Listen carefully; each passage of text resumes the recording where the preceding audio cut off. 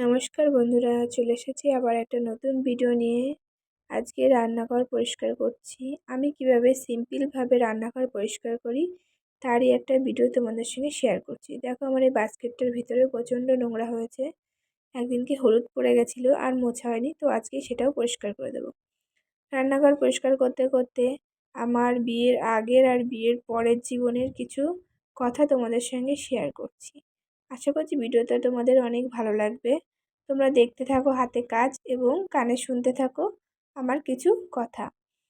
তো আমার যখন পড়াশোনা করতাম বিয়ের আগে, তখন একটা সময় ছিল যে আমি কিছুই করতাম না, মানে মোটামুটি কিছুই পারতাম না বলতে গেলে। আমার মা যদি কখনো কিছু করতে বলতো, তো আমি বলতাম, না আমি করব না, আমার ভালো লাগে না কাজ করতে। এমনকি যদি আমাকে কখনো আমার মা বলতো যে জল নিয়ে খা, তাহলে আমার ঠাকুরদা বলতো, কেন ও জল নিয়ে খাবে কেন? তোমাদেরকে কি করতে আনা হয়েছে? আমার নাতনি যে ওই যদি কাজ করে খাবে, তাহলে তোমরা কি করতে আছো? এতটাই আবদারে আদরে ছিলাম আমি। কিন্তু বিয়ে হয়ে যখন শ্বশুরবাড়িতে আসলাম, 10 দিনের মাথায় আমাকে বলা হলো রান্না করতে।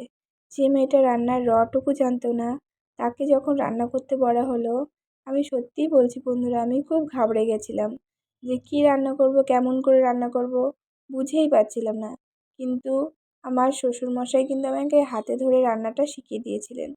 বলতে গেলে যখনই যেটা রান্না করতে হতো তার কাছে শুনে আসতাম এবং সেভাবেই রান্না করতাম। এরকম করতে করতে আমি এখন পুরো গুছিয়ে রান্না করা শিখে গেছি, গুছিয়ে একটা সংসার করা শিখে গেছি। এর মধ্যে শাশুড়ি মাও চলে গেলেন, আরও সংসারের দায়িত্ব কর্তব্যটা আরও বেড়ে গেল। তারপরে হয়ে গেলাম মা। মা হলে তো আর কিছু বলারই থাকে না। ছেলে মেয়েকে কীভাবে মানুষ করতে হবে এগুলো তো যার মা হলেই তার ভিতর থেকে এমনিই চলে আসে, কিছু শেখানো লাগে না। তো এভাবে আমিও শিখে গেলাম গুছিয়ে সংসার করা, সমস্ত কাজ একা হাতে কী করে সংসার সামলাতে হয় সবটাই শিখে গেলাম। এখন আমিও বলতে পারি আমি একজন ভালো মা, একজন ভালো বউ, একজন গুছিয়ে সংসার করা স্ত্রী।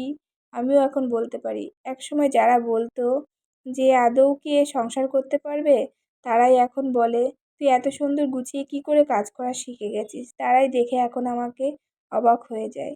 তো বন্ধুরা, এটাই ছিল আমার একটা ছোট্ট গল্প।